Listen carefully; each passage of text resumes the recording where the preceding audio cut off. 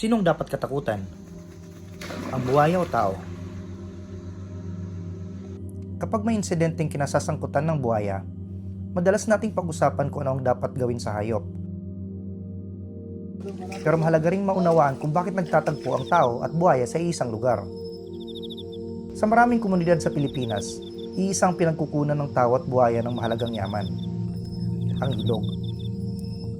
Dito kumukuha ng tubig para paliligo, paghuhugas at minsan ay inumin. Dito rin nangingisda at naglalatag ng mga bubo para makahuli ng alimango at may maihain sa hapagkainan. Kahit alam nilang may mga buhayang naninirahan sa lugar, napipilitan pa rin silang pumunta dahil bahagi ito ng kanilang pang-araw-araw na pamumuhay. Dito pumapasok ang Crocodylus porosus Philippines Incorporated o CPPI. Sa halip na sisihin agad ang tao o ang buhaya, pinag-aaralan nila kung ano talaga ang ugat ng conflict at kung paano ito maiiwasan. At minsan, mas simple ang solusyon kaysa sa inaakala natin. Sa ilang komunidad, isang water pump lang pala ang kailangan upang hindi na bumaba sa ilog para kumuha ng tubig. At sa halip na maglatag ng bubo sa gabi, oras kung kailan mas aktibo ang mga buhaya na maaari naman itong gawin sa umaga.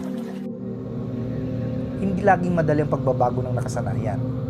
Pero sa tamang impormasyon at praktikal na solusyon, posible ang mas ligtas na pamumuhay para sa tao at mas maayos na pag-iingat para sa mga buhaya. Dahil ang tunay na solusyon ay hindi ang pag-aalis sa isa, kundi ang pag-unawa kung paano ligtas na mabubuhay ang dalawa.